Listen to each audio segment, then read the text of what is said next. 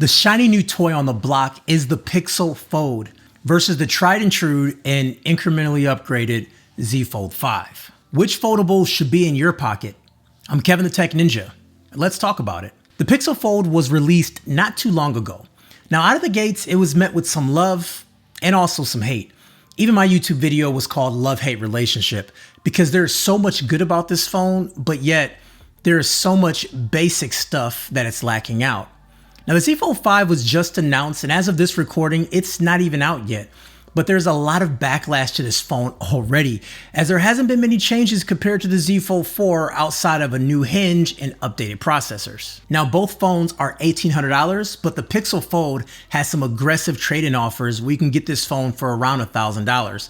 The Z Fold 5 trade-in offers this year are really not that good. For $1,800 on the Z Fold, you get 256 gigabytes of storage, but if you pre-order using my link below, you get 512 gigabytes of storage, 12 gigabytes of RAM, a 7.6-inch display with a 6.2-inch cover display, both at 120 Hz, a triple camera setup with 50 megapixel as the main lens, and also a under-display camera at 4 megapixels.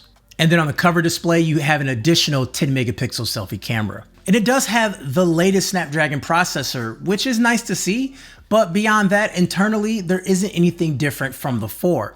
Look, I know it's tough year over year to make groundbreaking changes, but for a company that strives to innovate, this is settling in my opinion.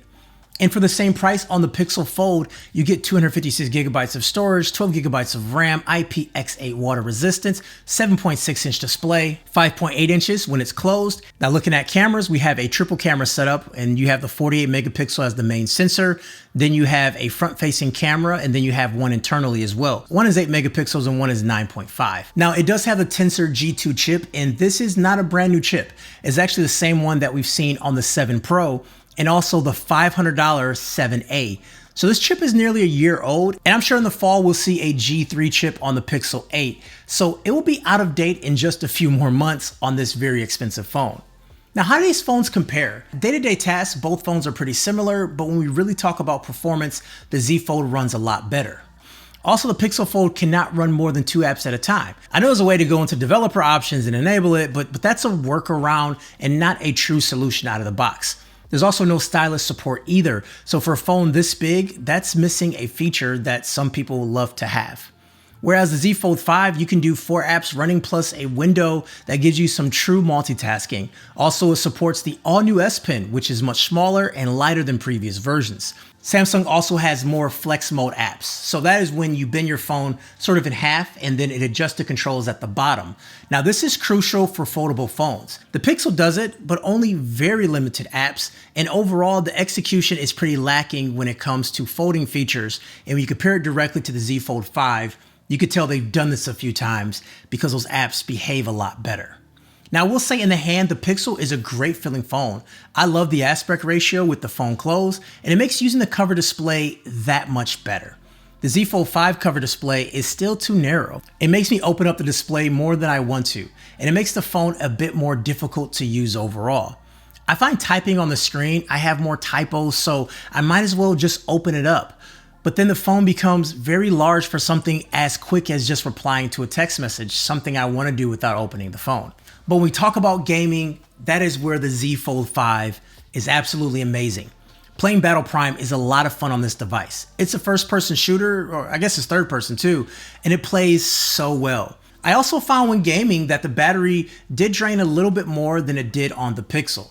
The Pixel plays games well too, but it doesn't feel as smooth compared to the Z Fold. It looks pretty good, but when actually using it, you don't get that same fluid motion, and then when things are starting to blow up, you can definitely tell where it slows down. So that's just my experience. Let's run a wildlife stress test benchmark and see if this is actually true. So it looks like the new benchmark tool can't give a proper score to the new Snapdragon processor, but looking at the FPS, we can see that the Pixel Fold gives you 22 frames per second to 45 frames per second. The Z Fold gives you 43 to 111 frames per second.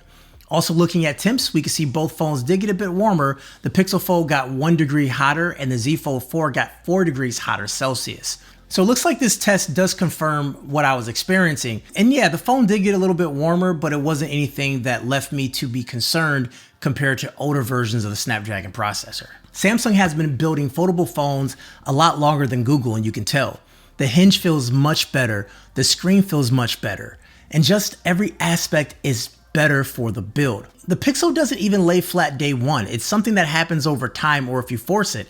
And I don't even know if it's supposed to lay flat. That's just kind of weird. Everyone knows what the Pixel is absolutely known for. It's its camera. And just like Samsung, they didn't put their best camera into this phone. But looking at pictures of people, this is where the Pixel absolutely shines. As you can see, these skin tones look great. They look lifelike, and these pictures just have a layer of just life to it. Like they feel real. Not to say that the Fold is bad, but they don't convey the same look when it comes to people.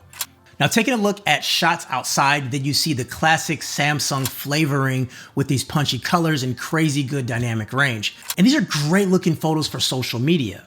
The Pixel can be a bit muted and contrasty, which I think looks good too, but it's not the most exciting photo.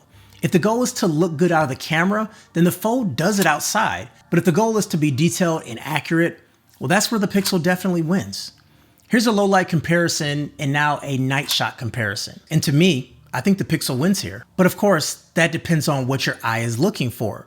Both of these phones do a great job, but to me, the Pixel just kind of captures my eye in low light and night shots. And what about video? The Pixel isn't known for video, and Samsung has been doing video very well for a long time, and this is true on the foldable devices as well. Yo, rear camera ultra wide on the Pixel Fold.